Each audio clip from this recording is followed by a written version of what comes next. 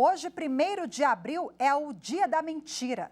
Mas nem toda informação falsa é brincadeira inofensiva. As chamadas fake news têm sido motivo de preocupação de autoridades. E segundo uma pesquisa do Instituto Datafolha, 6 em cada 10 brasileiros acreditam que as notícias falsas podem prejudicar as próximas eleições. O Tribunal Superior Eleitoral tem adotado medidas para evitar o compartilhamento desse tipo de conteúdo. No Dia da Mentira, é comum contar histórias que não são verdadeiras e pregar peças em pessoas conhecidas. A brincadeira, antiga, pode até ser divertida, mas algumas notícias falsas não têm a menor graça. São as chamadas fake news, informações divulgadas como se fossem reais. Esse tipo de conteúdo, na maioria das vezes, é feito com o objetivo de legitimar um ponto de vista ou prejudicar uma pessoa ou um grupo. Em ano eleitoral, a preocupação com as fake news aumenta. Segundo uma pesquisa publicada pelo Instituto Datafolha, 60% dos entrevistados acreditam que informações falsas podem influenciar quem vai às urnas neste ano. Boa parte das notícias falsas são publicadas em plataformas digitais. Por isso, tem um grande poder viral. Ou seja, se espalham rapidamente. Normalmente têm títulos sensacionalistas e sem fontes que garantam a veracidade do que foi publicado. Por isso, ao receber esse tipo de conteúdo, é importante consultar sites que tenham credibilidade para confirmar a informação. E, na dúvida, não compartilhar. O problema é que esses cuidados ainda não são comuns entre as pessoas. Às vezes a gente repassa em grupo, né? E não dá tempo para apurar. Sim, isso acontece bastante. E, inclusive, a gente tem que tomar cuidado para não estar compartilhando informação falsa, né? Isso é o mesmo que você passar uma fofoca de um amigo, uma coisa que você não sabe a procedência. Inclusive, você pode fazer mal para o próximo. De olho nessa situação, o Tribunal Superior Eleitoral renovou a parceria com as principais plataformas digitais para ajudar a combater a desinformação neste ano eleitoral. As ações já foram definidas em reuniões com representantes do Twitter, TikTok, Facebook, Quai, WhatsApp e Google, com compromissos estabelecidos por ambas as partes. Esta cientista política explica que as redes sociais se tornaram o principal meio de comunicação entre as pessoas com menor poder aquisitivo e menor acesso à informação. Ela cobra maior participação da mídia tradicional no esforço para esclarecer os fatos. Você tem pessoas de classes sociais diversas que não têm um acesso à educação de fato, né, o acesso formal, ou tem um analfabetismo funcional. Isso é um grande entrave também para que essas pessoas chequem a fonte dessas informações. Então, o interessante é que a grande imprensa comece, de fato, a disputar ou tentar recolocar o seu papel na formação da opinião pública. Precisa uma propaganda maciça, não só das instituições democráticas, mas dos próprios meios de comunicação em massa. Eles precisam trazer esse discurso repetidamente, várias e várias vezes. E aí você começa a criar na memória social e no imaginário social que é necessária a checagem das informações. Bom, e para repercutir esse assunto, eu converso agora ao vivo com o professor Paulo Renan, que é especialista em Direito Digital. Olá, Paulo, seja muito bem-vindo. Boa tarde. Boa tarde.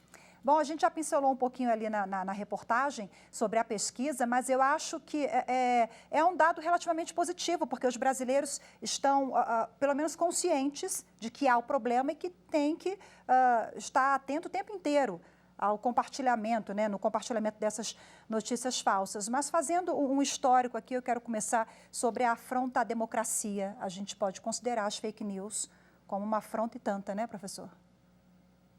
Com certeza, né? Uma das bases da democracia é a participação social e que pode se dar em vários momentos, né? Acompanhando o exercício do poder público ou, enfim, no momento da votação, das eleições. E as pessoas vão se informar, né, por meio da mídia. A gente entende o mundo, a gente conhece o mundo a partir de informações que vêm de outras pessoas. E se essas informações chegarem, né, de forma desordenada, se em vez de um processo de informação a gente for vítima de desinformação, além de impactar em várias outras instâncias da nossa vida, como saúde, educação, com certeza a política e a democracia também podem ser vitimadas. E falando no campo penal, né, quais são as sanções existentes hoje para quem compartilha esse tipo de notícia, que na verdade não é nem notícia, é realmente a desinformação? O conceito, né, de fake news ele tem que ser problematizado porque, às vezes, a informação é até verdadeira, ela só está fora de contexto. Para esses casos mais limítrofes, a gente ainda não tem exatamente um tipo penal. A gente tem espalhados pela legislação e até no Código Penal algumas previsões de crime contra a honra, comunicação falsa de crime, e na legislação eleitoral também tem algumas previsões específicas, mas a gente não tem no nosso ordenamento uma norma mais abrangente. O que é importante para o usuário se atentar e perceber ali que aquilo pode ter um contexto que está sendo manipulado, ou quais as dicas para não cair nessa? Como eu disse, é importante olhar a data, por exemplo, às vezes é uma informação que era verdadeira há 2 anos ou há 5 anos e agora não é verdadeira. É importante também ficar atento à origem da mensagem, né? Saber, às vezes é uma notícia de um outro país, né? Dá uma olhada se esse país existe, se aquela cidade existe, se o nome da pessoa não é apenas uma piada que você está achando que é verdade. E uma postura simples. Se você acha a notícia mesmo interessante, só repasse se você se esforçar para confirmar em outros sites, né? Em outras fontes. Se você acha que não vale o seu tempo, fica tranquilo que se ela for importante, seus amigos, suas amigas vão receber por outro lugar. Você acha que o Brasil, a gente precisa investir também em campanhas de conscientização? Porque nós temos essas plataformas, essas novidades todas que nós citamos na reportagem, né? O brasileiro não sabe utilizar, ainda está aprendendo a lidar com essa nova tecnologia, digamos assim, que foi potencializada durante a pandemia.